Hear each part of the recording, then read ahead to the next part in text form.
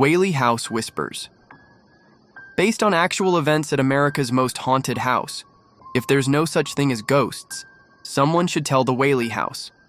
Built in 1856 on the site of San Diego's Old Gallows, the home was meant to be a monument to progress, an East Coast man's dream in the untamed West.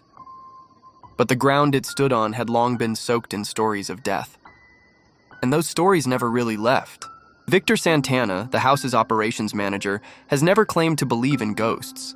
"I've never seen one," he'll say plainly, but even he admits there's something off about the place. Like the air inside doesn't breathe quite right. Visitors come for the history, stay for the whispers. It starts with small things. The heavy scent of lavender in a room no one's entered. Footsteps up and down the stairs when the building is locked for the night. He called out, no answer. He opened the door, empty. But the crying didn't stop until he turned the hallway lights back on. That hallway leads to where the family once gathered, and where some say they still do. Then there's Yankee Jim, a drifter, hanged for stealing a boat, crude justice in a time of chaos. Legend says Thomas Whaley stood among the crowd, watching the man choke slowly from a rope too short.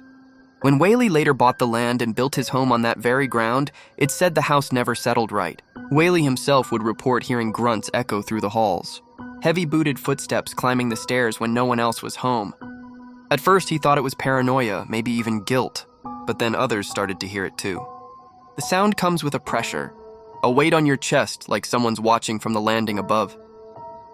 Thomas Whaley died in that house. So did his wife, his children, and, according to some, a dog whose footsteps still skitter across the hardwood late at night. One guest claimed they felt a warm breath on their ankle, followed by the unmistakable sensation of being licked. They turned, nothing there. Another felt a brush against their leg, looked down expecting to see a stray cat, and instead caught a glimpse of a child's bare footprint appear in the dust, then fade.